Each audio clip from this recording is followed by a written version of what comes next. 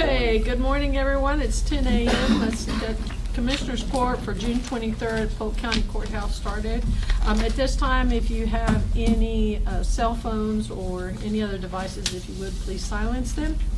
And at this time, we'd like to ask Kevin Wolf with First Baptist Church to lead us in prayer.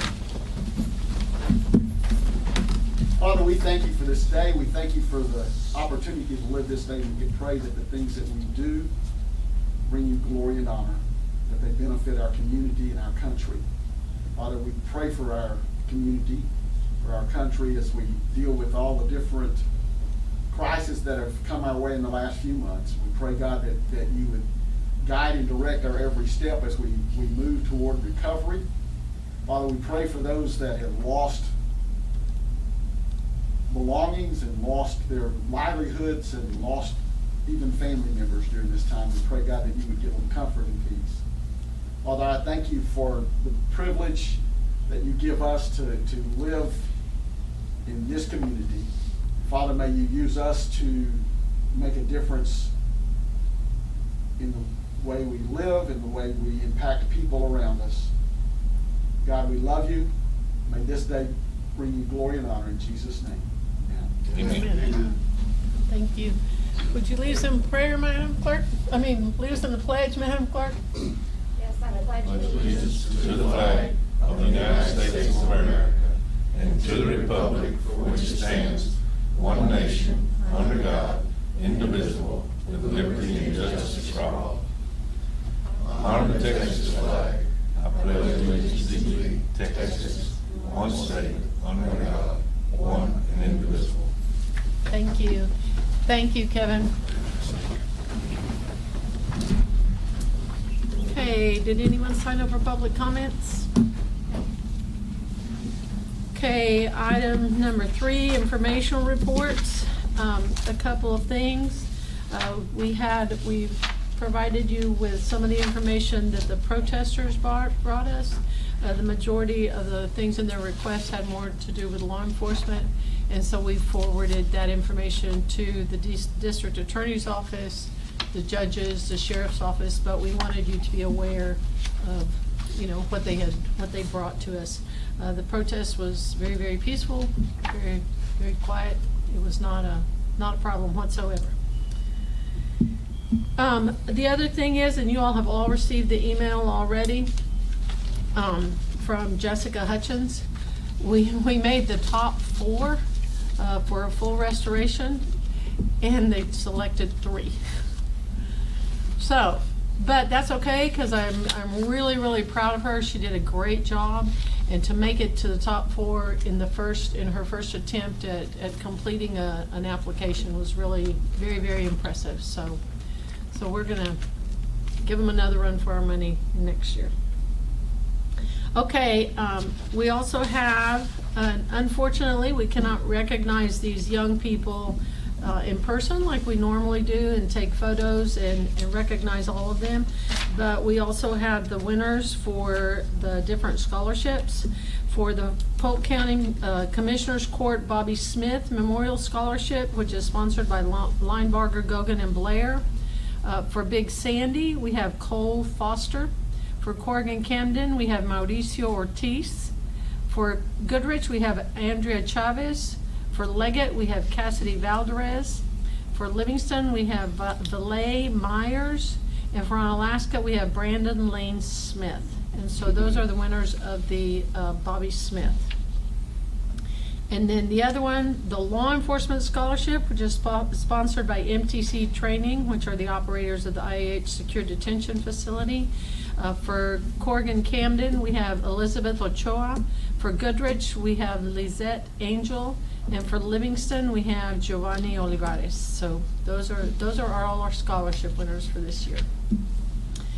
We do want to, if you do see some of those young people, we do want to tell them congratulations on behalf of the court, other than just recognition here.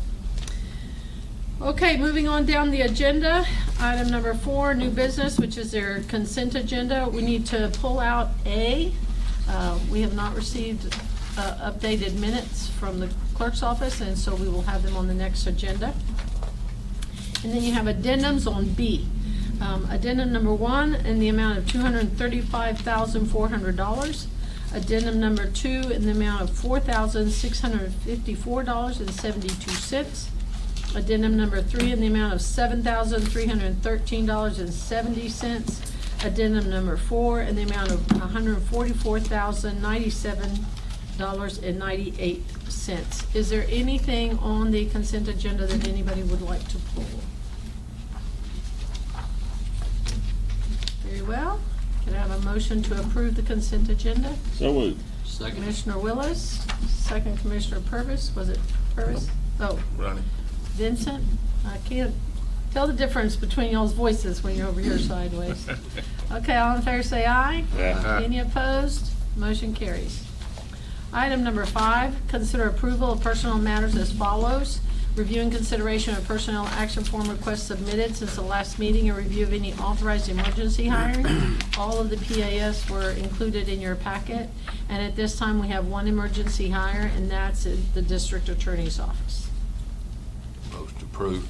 Motion to approve, Commissioner Overstreet. Second. Second, Commissioner Willis. Any further discussion or questions? All in favor say aye. Aye. Any opposed? Motion carries. Item number 6, consider request for revisions and amendments to the budget as follows. The FY 2020 budget revisions and amendments is presented by the County Auditor's Office. A copy of all of those revisions and amendments are included for your review in your packet. So moved. Second. Motion Commissioner Purvis, second Commissioner Vincent. Any further discussion or questions? All in favor say aye. Aye. Any opposed? Motion carries. Item number 7, consider approval of offers to purchase tax foreclosed properties as follows. All of them are in precinct 2. Sale, please. Sale, Second. please. Commissioner Vincent? Do I have a second? Second, ma'am. Second, Commissioner Purvis. Any further discussion or questions? All in favor say aye. Aye. Any opposed? Motion carries. Item number 8, approve the final plat of the Mill Creek subdivision located in precinct 4. Commissioner Overstreet? Motion to approve, it's all Second. done. Commissioner Overstreet, second Commissioner Willis. Any further discussion or questions? All in favor say aye. Aye. Any opposed? Motion carries. Okay, item number 9, approve the revised final plat of Highland Hill subdivision located in precinct 4 as well. Yeah, this one had a discrepancy on it. It was done during the COVID shutdown and some signatures wasn't on there. It got filed, but it didn't get signed, so anyway, it's all good Is now. that the one also where the acreage was wrong? Well, they didn't have a back line on the Okay. measurements. All that's finalized. But Okay. it was filed, it's already been filed. This is just a revised plat on it, so. The motion to approve. Second. Okay, Commissioner Overstreet, I had 2 seconds. Commissioner Willis, all in favor say aye. Aye. Any opposed? Motion carries. Item number 10, consider appointment of 2 Polk County elected officials to serve on the Deep Texas Council of Governments Board of Directors for the 2021 term. I know we're gonna have an arm I wrestling make a match. motion that we keep those that are experienced at it. We appreciate the good job that y'all have done. Second. I knew this was coming. Commissioner Purvis, Commissioner Willis, any further discussion or questions? All in favor say aye. Aye. Motion carries. Whether you want to or not. One way or the other. Item number 11 was the agreement with video magistrate for Polk County for the justice courts. We had a meeting and discussed some of the options, but at this time, the JPs have asked for this to be tabled because they're trying to find some solutions. There were some issues in terms of the jail. Motion So table. they would like to table that. Second. Commissioner Overstreet, Commissioner Vincent, any further discussion or questions? All in favor say aye. Aye. Any opposed? Motion carries. Item number 12, discuss and consider any all necessary action regarding grant administration for state urgent needs funds. No proposals were received, and so we will need to re-advertise and go out for it again.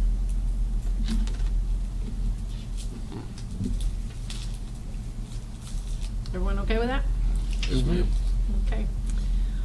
Item number 13, Consider any and all necessary action regarding available space at the Polk County Regional Health Building. If you all will recall, we were planning when we did the grant here, that we had to have some space, especially for the clerk's office. And so since that will not happen for at least 2 years, then we reached out to Man Eye Center, and they said they are interested in continuing the lease. However, and I don't blame them on this one, they said they would like for it to be for 2 years, for as long as period as possible. And so my recommendation would be that we go ahead and do the 2 years to give them plenty of time. So moved. Second. Okay, Commissioner Purvis, Commissioner Overstreet, any further discussion or questions? All in favor say aye. Aye. Any opposed? Motion carries. Item number 14, consider continuation of declaration of disaster issued by Commissioners Court on April 28th, 2020. Basically, what we did was a 30-day extension for the storm impacted areas, and we would like to do another 30-day extension because we aren't done. I mean, it's so big that we need to extend it, and that comes as a recommendation from Emergency Management Second. and from myself. Commissioner Vincent, do I have a second? Second. Commissioner Overstreet, any further discussion or questions? Do you want to add anything to that, Courtney? Okay. Okay, all in favor say aye. Aye. Any opposed? Motion carries. Okay, item number 15, discuss and consider revisions to nuisance abatement procedures policy for the unincorporated areas of Polk County pursuant to Chapter 343 of the Texas Health and Safety Code. We had discussed this in the past. Commissioner Willis asked for it to be added to agenda, so we sent you all a copy of the current nuisance abatement policy that had been done previously. So, Commissioner Willis, do you have something you want to add to it? Darrell, have you read the new thing that we're fixing to vote on? No, sir, I haven't read it. No, we're asking you what you want us to change, because the one that we did was the one we approved previously. Well, as I understand it, when we go to these abatement deals, in order to tear down something that's been condemned, it's got to have a hearing. Yes, sir. And the JPs, or a couple of them, have said they would take the hearings if we gave them to them. A couple of them didn't want to, so what I'd like to change is authorize all 4 of them to take them. And if 2 of them do, that's fine, but give the others the option at some later date to. Yes, sir, pick it up. absolutely. And so the thing is that they could do the hearing, but then it still has to come to the court. So instead of Comes basically back, what you're what I read. asking, yes. So basically what you're asking is that the commissioner themselves not be the hearing officer, JP. but the JP, court still has to make that decision. Yeah, we have to, the way I Yeah. read it. Yes, sir, and that, But you can appoint someone to do the hearing, be it from Yes, sir. district judge down to the justice of peace yes, sir. and all in between. Yeah, Yeah. that's what I read, so. That'd be my motion. Okay, so to modify it to make the to allow the JPs to be the hearing officers. Everything else still the same except for changing that part right there. Yes, sir, because the Yeah. original request or the original consideration was for the JPs to be the ones that did the order. But we reviewed all the statute, we looked at everything, bounced it off of legal, and they said no. The final still has to go to the court. This court, or county court at law, or district court, but it still has to go to a court. So Okay. Commissioners Court, Let me ask the question about all this. If we bring it to court,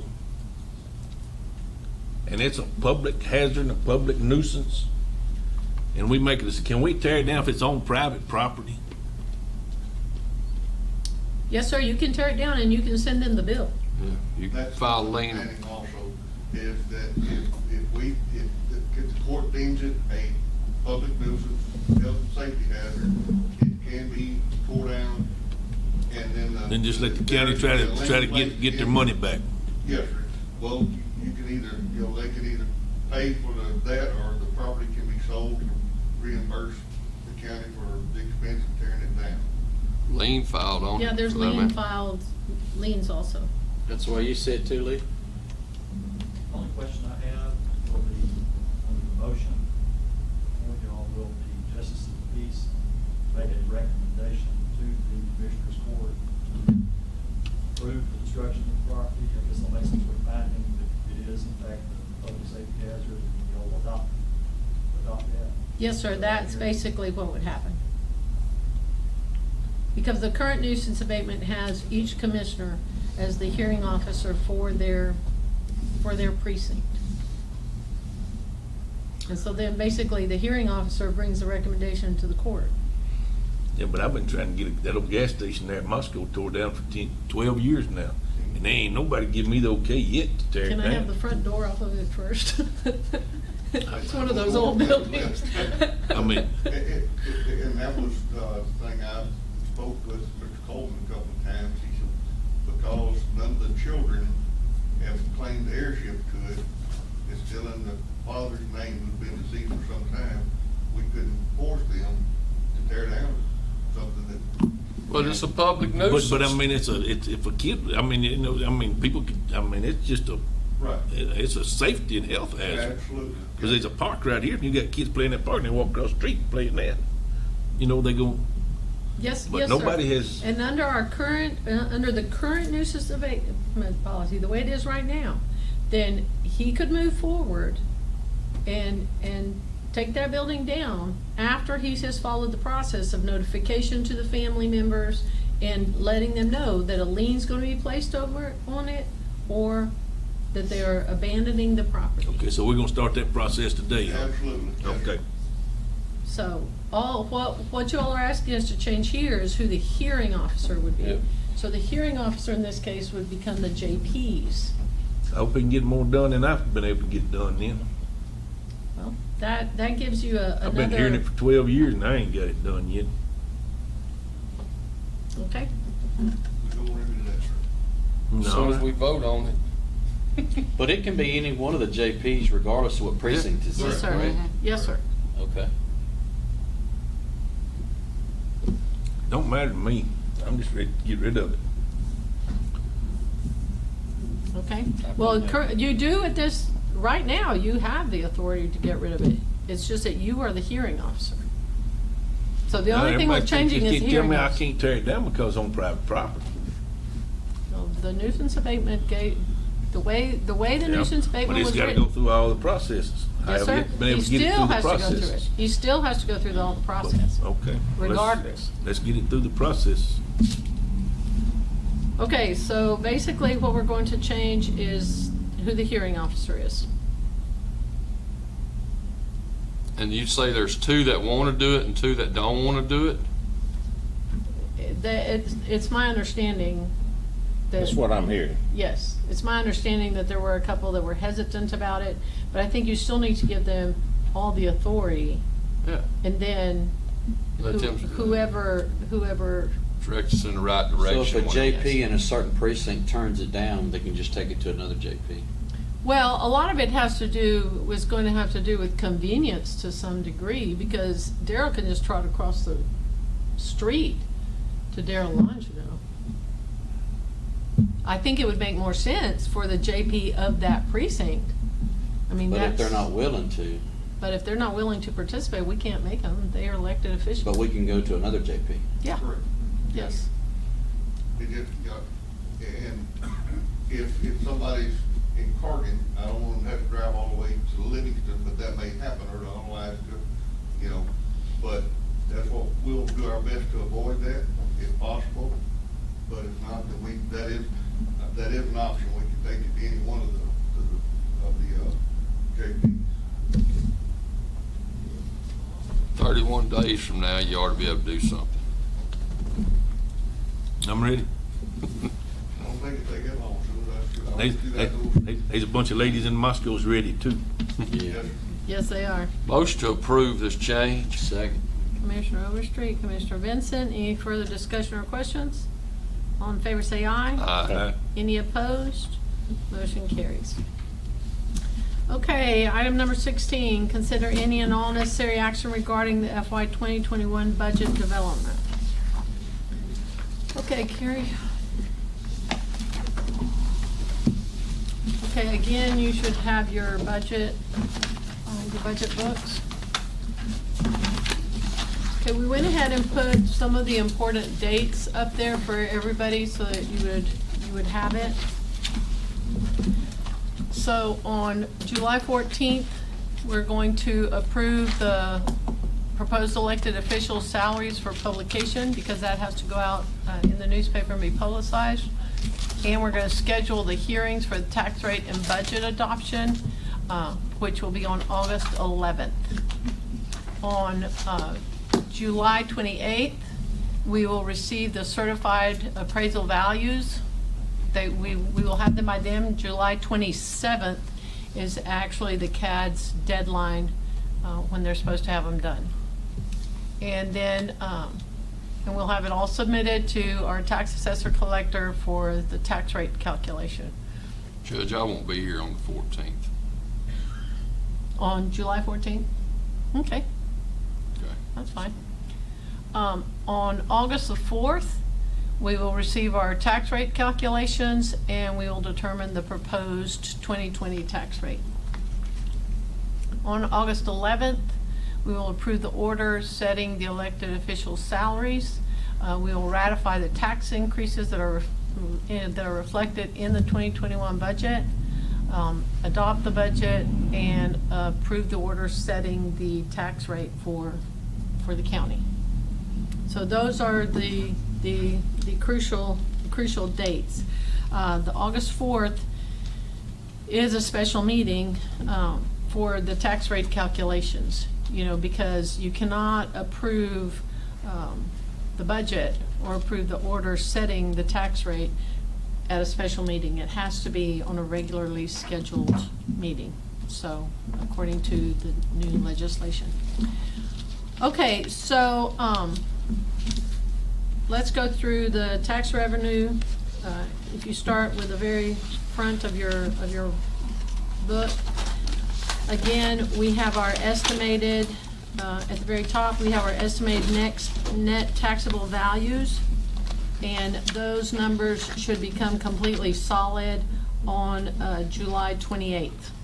So at this time, we're still working on some estimates that were provided by the CAD, but by then we will know exactly what those numbers are. We still have not received the information from the comptroller in terms of the rolling stock, which is the same thing that we had last time when we were going through it. So hopefully that number will go up a little bit, which will create some flexibility for us. Right now, we just need a little bit of breathing space. Okay, on the next page, we went through and we reviewed the historical information from previous recessions in terms of what the collection rate for what the fund rates were, and so we went with 97%, which makes a difference compared to the last time we talked about it, when we had been told that we might want to consider a 95-96% rate because of the tornado, because of COVID, because we really don't know.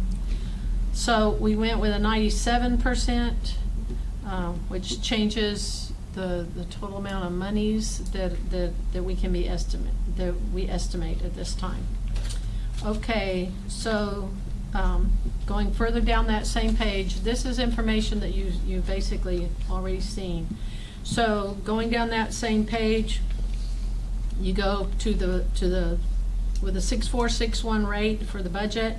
The percentage rates, again, you have the debt service, it's 15.33%, general fund 61.91, and then the road and bridge fund rate is at 22.77%, which is basically a steady rate for the road and bridge. Okay, so now, flip the page to the next one, there's your road and bridge calculations.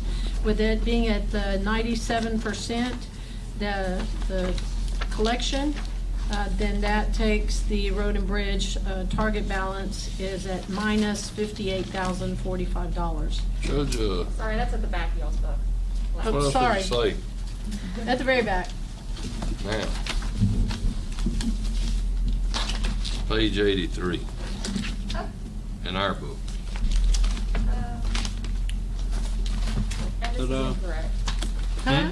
I'm sorry. No, yeah, It's showing $133,000 decrease, and it should be the 58,000. So I'll reprint this out for you gentlemen before you leave. okay. Okay, that'll need to be reprinted. Yes.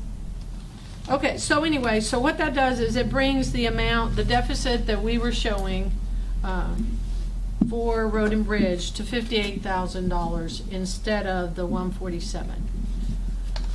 Okay, so let's go ahead and flip then to the And why budget did that go workshop. down? Because of the collection rate.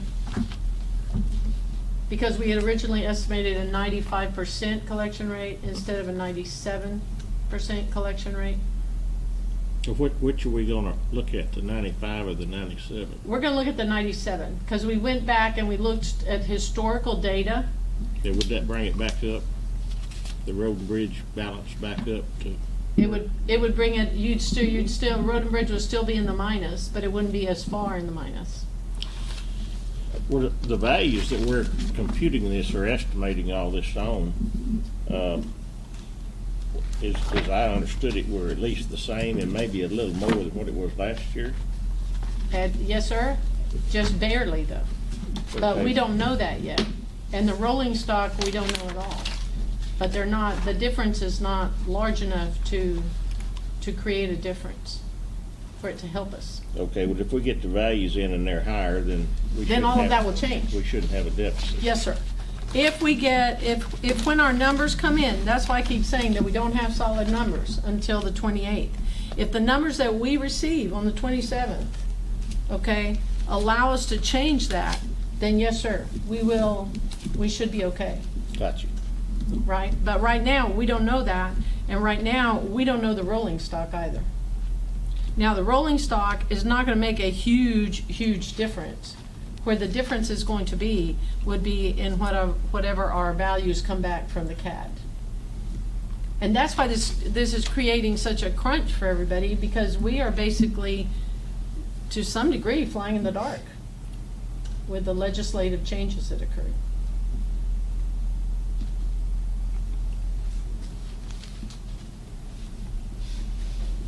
Everybody, any other questions on that?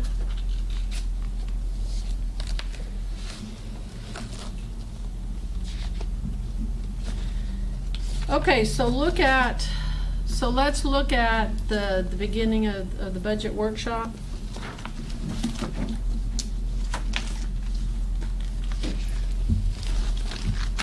Or let's just go to your next slide, Carrie. Okay, so this is the travel training per department.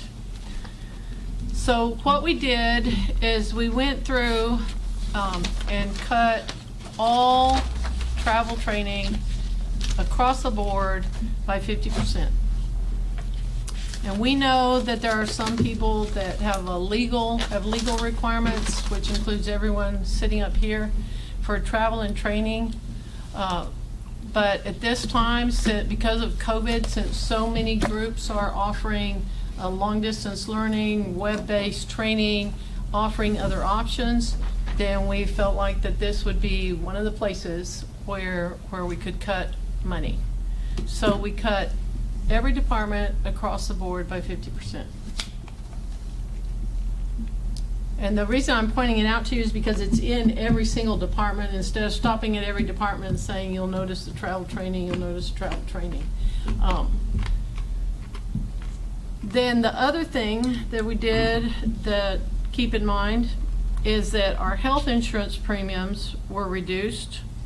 And in a large part, they were reduced, and this is across the entire budget. A large reason that they were reduced was because our employees have been participating in the Healthy County initiatives, and they have been doing more preventive medicine and taking advantage of some of the other options that are available. And so our insurance cost overall went down.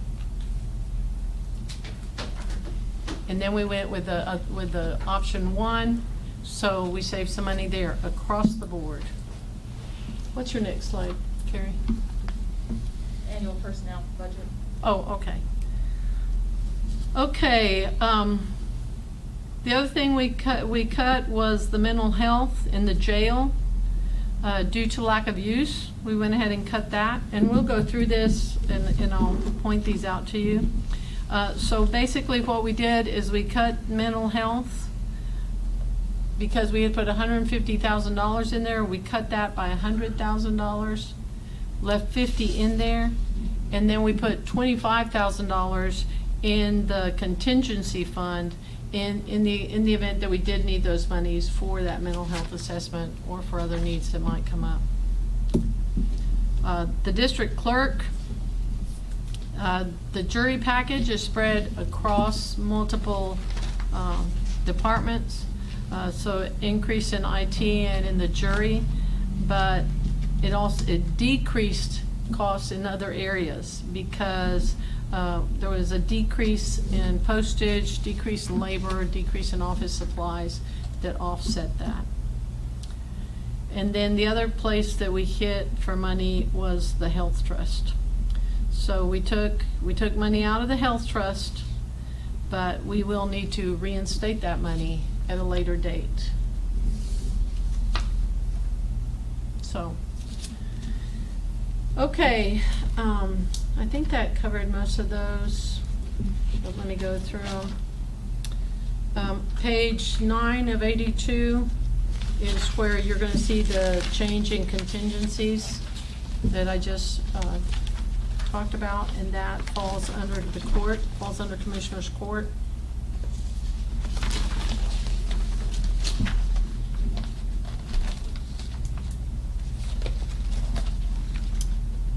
And then the mental health, which I told you about.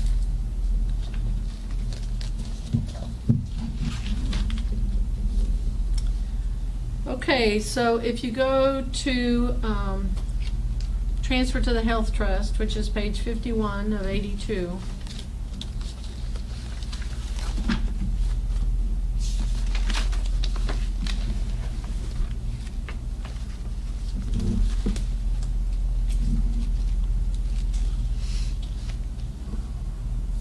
Everybody find it? Okay, on the mental health trust, we decreased the funding on that pretty substantially, but if we do receive any additional revenue that needs to be certified that we do not have, budgeted at this point in time, then we do feel like that needs to be replenished. For one, we'd finally gotten it healthy, to some degree, and so we need to keep that going. Which brings us to a surplus in the general fund of a whole whopping $4.88.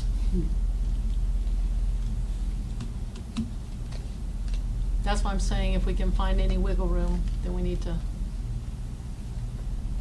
do it. We didn't receive any emails or suggestions from you all, but if you have any at this time that you want us to look at, then we can certainly entertain that.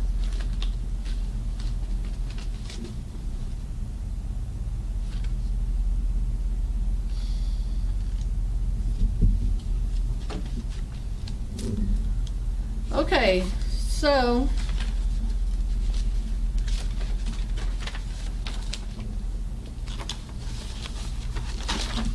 we have a couple of budget-related decisions. The biggest expenditure that we have, and we all know that that's our largest expenditure, is personnel.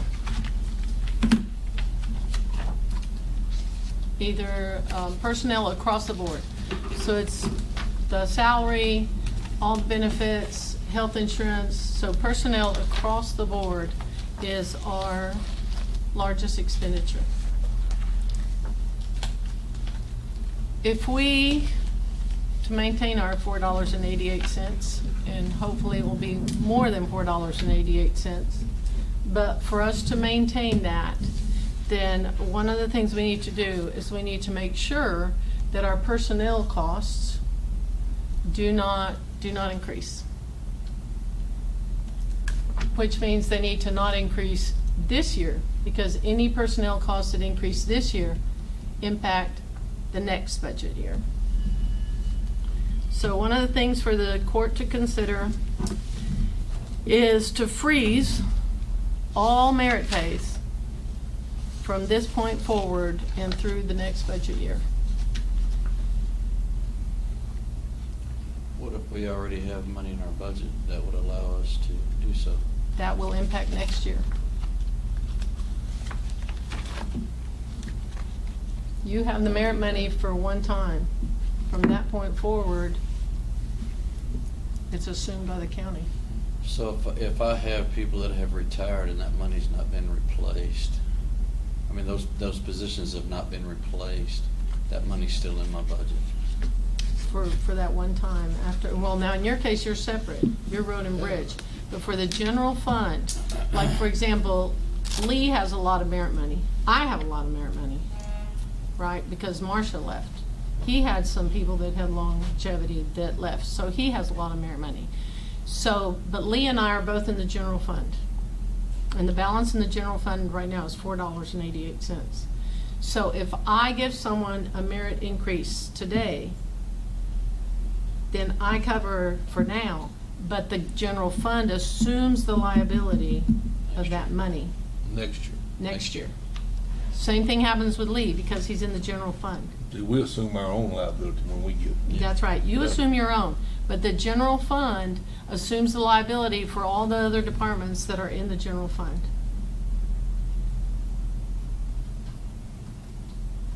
So if we freeze all merit increases today and hold our own, then hopefully what will happen is we will come back and get, when our estimated values come back, when we get the complete numbers, then hopefully it will be higher and create at least some space, some room for us.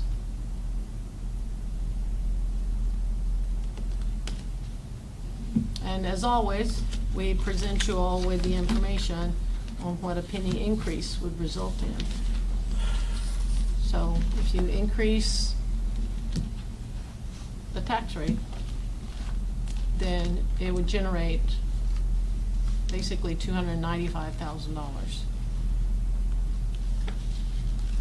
I don't think this is the time to increase the tax rate. No, me I neither. think we need to just tighten up. Looks kind of like we're going backwards at this. If you're worried about the merit increases, then maybe we ought to cut that. But if they've got the money in their budget, the budget needs to be trimmed and not a freeze on everything, because some folks may get an overload in some funds, not spend everything, and if they want to give a merit increase out of that, No, the I merit. just don't see the problem. Well, the problem is that a merit increase impacts you from now on. You know, if Lee had money in his supplies and he says, hey, what I really need is a monitor, then that's a one-time expenditure. But a merit increase is a from now on expenditure. And so we've done, can you put the salaries back up there again? We've done everything we could to get ourselves competitive in the salaries. And the truth of the matter is that this was our next round that we were going to do with salaries, right, prior to the economy and the tornado and prior to everything that has occurred. Our third step for our salaries was that we were going to look at department heads and we were gonna look at that next group of people, right, that were next down on the line to move up and receive additional monies, and elected officials. Those were the three groups that were left. And so we're not gonna be able to do that, obviously, so that'll get put on the back burner again.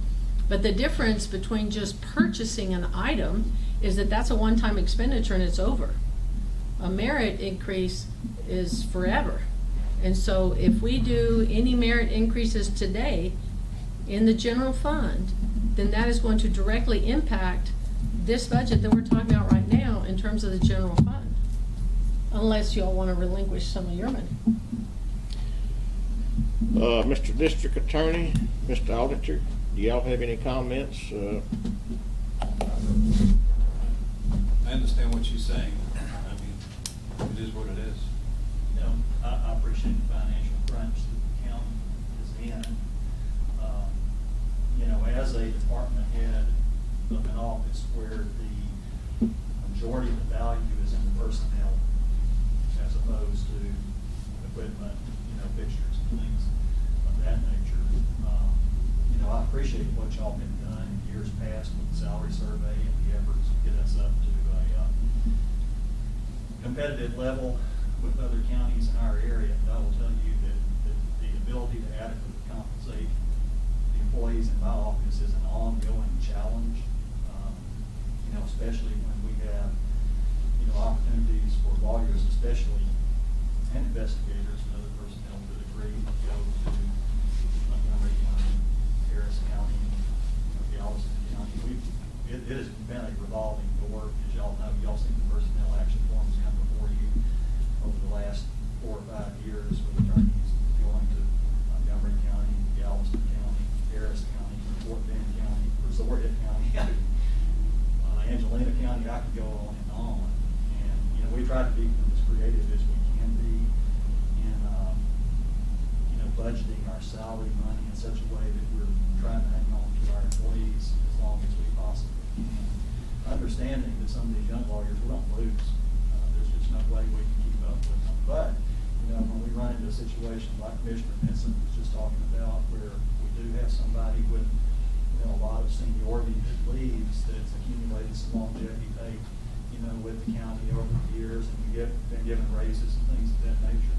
That gives us a rare opportunity to move that money around and reward some people that have been on a long time, you know, putting in a lot of effort without getting a chance to be rewarded. And to lose that, both now and perpetually into the future, you know, in my opinion, takes us backwards, and really undoes all the good that y'all have done in the last 2 or 3 years, for the efforts you've made to increase those salaries up to a federal level. So, you know, if you're asking me for what I would wish you would look at this budget and other areas where money, you know, can be saved, allow us to continue to be able to use that money for salaries. I understand it's different, you know, from office to office. Some offices require, you know, more expenditures for, you know, their operational expenses, equipment, things of that nature. But when you deal with the court system in particular, it's very important that you have skilled, knowledgeable, you know, experienced people in those key positions so that we can do the work that the taxpayers expect us to do. Not 2 cents worth. I wish I could give you more than 2 cents worth, it sounds like, but it's the best I can do. Well, and every office is faced with, to some degree, the same issues, you know, of training people and they leave, or getting someone good and they get a better offer. So everybody's faced with that. And basically what we're looking at is the long term, what the impact would be for next year. You know, if we wish to continue, then certainly the court can consider raising taxes. If we wish to brace ourselves, then I don't see any reason why we're going to undo, you know, in 1 year everything we've accomplished, because we're not talking about reducing anybody's salary or reducing the payment on a position at this point in time. Louis, what do you have to say about merits and increases? I mean, you know, we have so much money, period, amen. And looks like you've gotten and taken out whatever expenses you can take out. So I don't see how, I mean, I don't see what else you can do, honestly. And I understand where Lee is coming from, you know, because we all deal with that challenge, absolutely deal with that challenge. And being an ex-corporate guy, you know, you can go corporate America and make a lot more money than you can working for the county government. I don't see where you have any choice. I mean, I just think you just have to do what you gotta do. And I feel for you, Lee, I really do, because I have a close connection to your office and what you're doing and the people, you know, that you're dealing with. You only have so many pennies to spend. $4 and some odd 2 cents. cents. $4.88. $4.88. And I guess you were saying too, this is at this point in time, and we can review it again if things change, if it looks like there's more money coming in. Absolutely. If things change, then, this is the problem. The issue is going to be, we need to go ahead and freeze merits now, because if we get hit with a whole bunch of merits all of a sudden, then this court is going to be forced to make some cuts that we don't want to make. You know, we don't want to have to cut some vital services that we need. And certainly, I mean, I appreciate Lee's concern, but that's the same exact concern that every single department head and every single elected official has, you know, regarding skilled personnel. I mean, the auditor's office themselves have been trying for a year to find an internal auditor and have been unsuccessful, which is part of why Lewis agreed to take that to a part-time position, so that maybe he can get someone that's retired, you know, or someone that has some experience but doesn't want full-time employment with the county. And the cost of benefits. Yes, exactly. See, so we've done everything that we possibly can.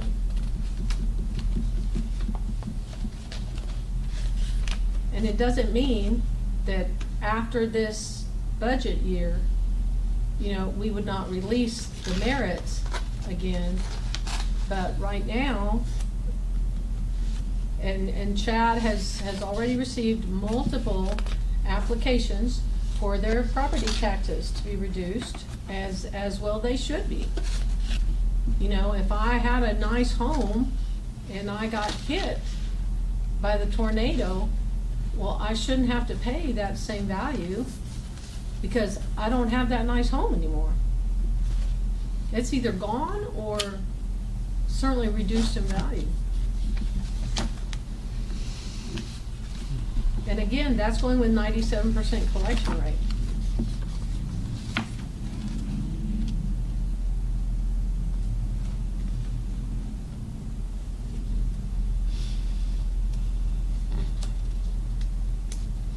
What else did we have to show them? That was it?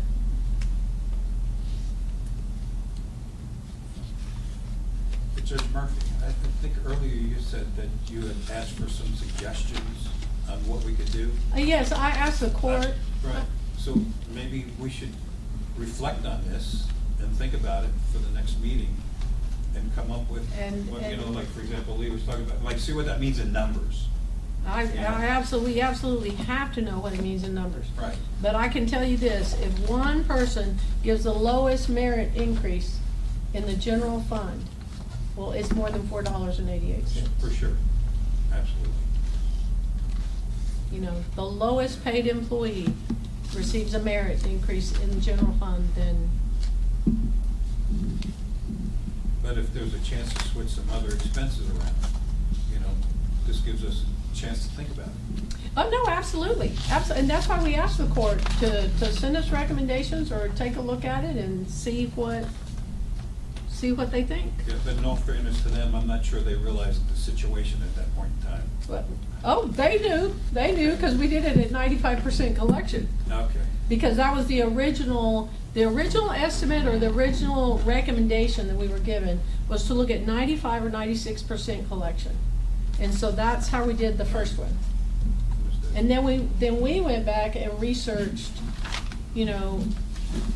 historic data to see what the collection rate had been during the recessions, during that kind of circumstances. What percentage of our annual budget revenue off sales tax?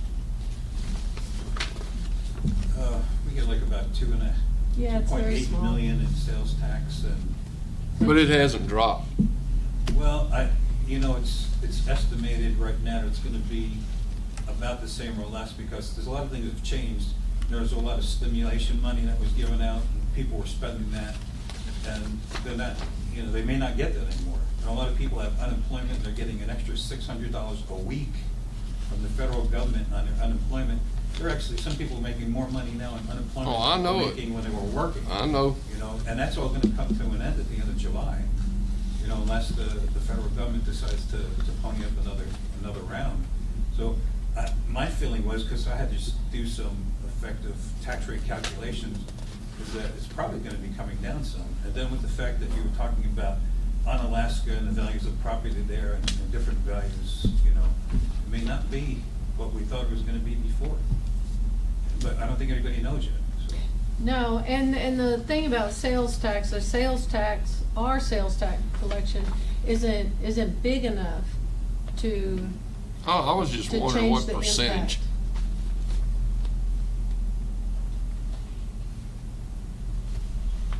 And in this budget, the health trust has taken a big hit.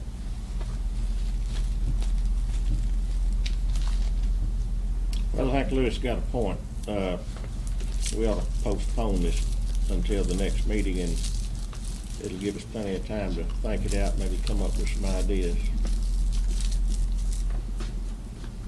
But if we have a bunch of people want to come in with merit increases. Everybody's gonna for come in next court, week what for are the we next, gonna do? that's right. Fund them? Or not. Vote 'em? Or not?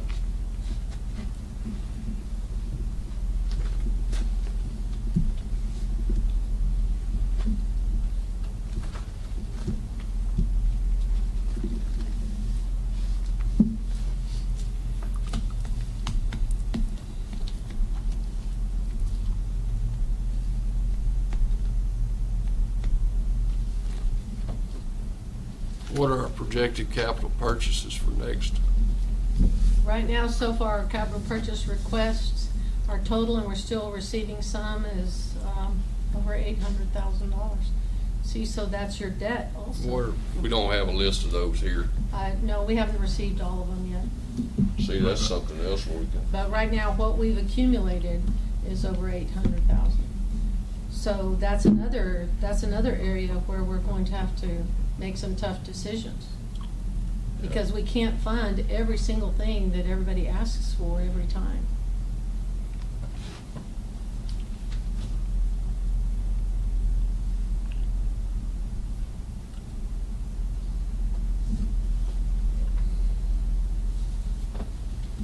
When will we get a list of those?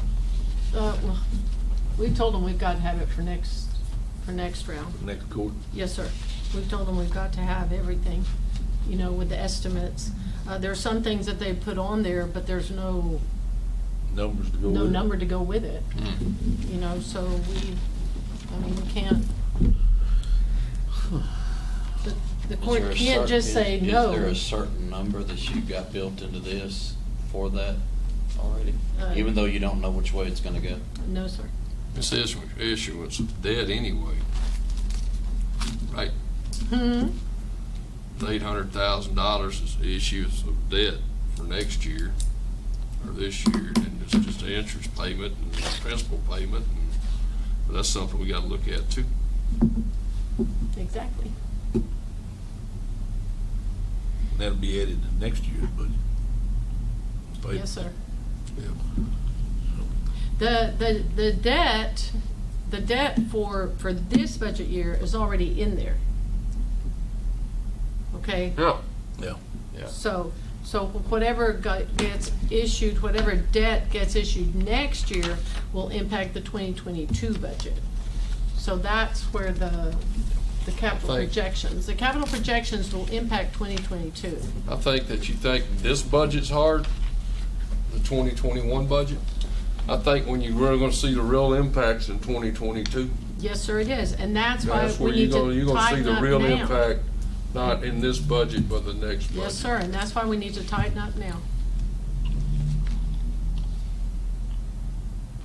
But you've also gotta figure out how to retain these employees, because without them, what are we? Well, if we go much lower on our trust, on our health trust fund, well, then we're gonna start impacting also our ratings. Oh, I understand And that, we're already I far way out understand of that. But there might be some more areas to get it besides that trust fund too. Well, if you can find it, we would like to know. If you don't incur debt, that's one way. Well, but you have some departments that need that equipment to function. And some that don't. That's true. So you can, when we get the listing, then everybody can take a look at it and see what can be cut. Because yes, the debt that we incur this year is going to impact 2022. So capital projections will be very important to look at closely this year. Well, if we're not legally bound by law to make a purchase, why would we make any purchase? For what now? Well, we're not. If it's not something that would be mandatory, like voting machines or something like that, where you have to have it, why would we spend the first penny? No, in some cases you wouldn't have to. And that's why we need to take a really hard look this year at the capital projections and requests. The list. Yes. Yeah, I understand. Once we get the list finalized. And if it doesn't create money savings, and it's not necessary for, mandatory requirements, then it needs to be something that's looked at and considered. If we're gonna go to the point of having a hiring or a merit freeze, then there's nothing else that anybody could purchase that would outrank me being able to provide extra money Well, and the for our most issue, valuable resource, which is our employee. yeah, and I agree. And the thing is that I think that what we would have to do, I don't think that we can do a merit freeze from now on.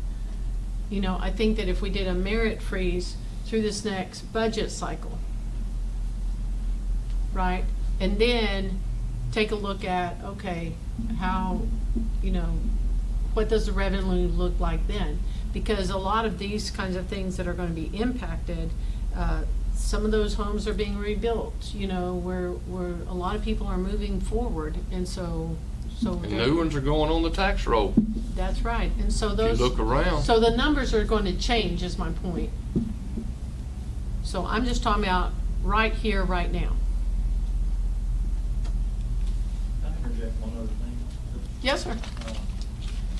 Just reflecting back on how, in my case, I wound up with some extra merit money, and I suspect this is probably true from other departments, maybe yours too. Last year, when y'all changed the reimbursement plan for the health insurance costs for retirees, that prompted a number of veteran employees in the county to go ahead and leave the employment of the county so they could receive full insurance coverage as retirees.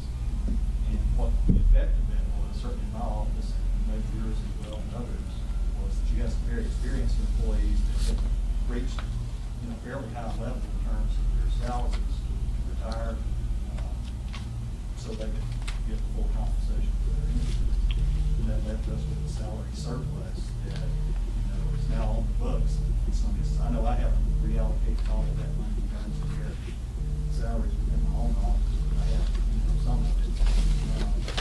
Now, that would be frozen, and us not be able to use it after, the court's action a year ago prompted some of these people, to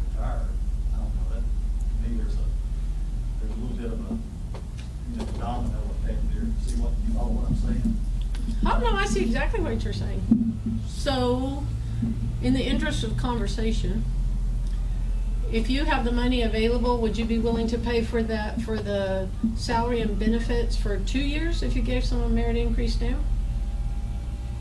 I'm not sure about what you're saying. I mean, if you get the increase, it's gonna be perpetual, I understand that part. Okay, so if you have someone, would you be willing to give them the money out of your merit money for 2 years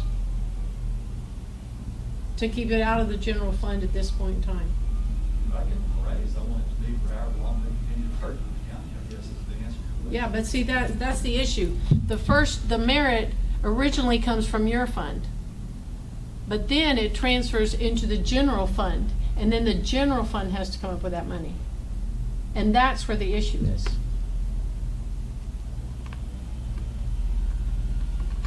Which I think goes back to what. Yes, which- Lewis was saying earlier, I think, as the chief budget officer, you have to be flexible and be creative and find ways to cover this. And that is why we're here. We've been as creative as we can be. And so now we have to, now we're gonna have to make some decisions. I mean. My point is, the fact that you've got the surplus money is created as a consequence of a prior budget decision that y'all made, to restrain the health insurance costs for these retirees, not, The benefits remain the same. I think that they pay $1.60 for, what's the cost now for, at one time it was $1.60 a month. For those over 60? Yes, sir. Yes, ma'am. It's gonna Excuse me. be, I think, $8 $8. for a retiree over 65. Yes, so the cost, we're not talking about, so the people that retired, that went ahead and retired, but it wasn't because all of a sudden it was gonna cost them $400 a month if they didn't. I know a lot So, of people retired because they knew It y'all bec- weren't gonna continue. Yeah, I had them in, Now, Yeah. the pre-65, it's gonna be right at $54. yes, now the people that are not 65 years old, they're paying $55 a month for insurance, which a lot of people wish they were paying $55 a month for insurance. And private insurance right now is $500 or $600 a month for the cheap one.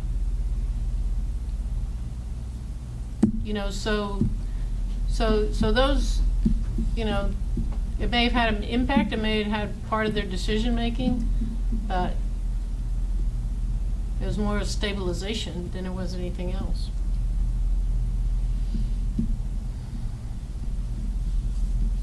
And none of those, all those positions were filled. They weren't filled in my case with the employee who had 28 years of experience. Well, no, in 28 years of experience, Marcia had 32, 33. You're never gonna completely fill someone's spot. But they're not gonna keep working for 60 years, that's for sure. So that, that type of retirement's gonna happen anyway. Okay, how do you all wish to proceed? I'll make a motion that we go ahead and freeze the merit deal, and we'll take a look at it as soon as, we get some solid figures and better news. There you go, I'll have better news, how about that? second. Okay, so we have a motion to freeze merits effective today through the budget until further notice. Commissioner Willis, Commissioner Overstreet, any further discussion or questions? All in favor say aye. Any opposed? Motion carries. Okay, hopefully we will have better news. We will try to get you numbers as soon as we get them, and we will get you the information ahead of time. Any other comments? Motion adjourned. Commissioner Overstreet? Gonna leave, Commissioner Purvis? need some signatures. Oh, correct. What time is it? 11:04. Thank you, ma'am.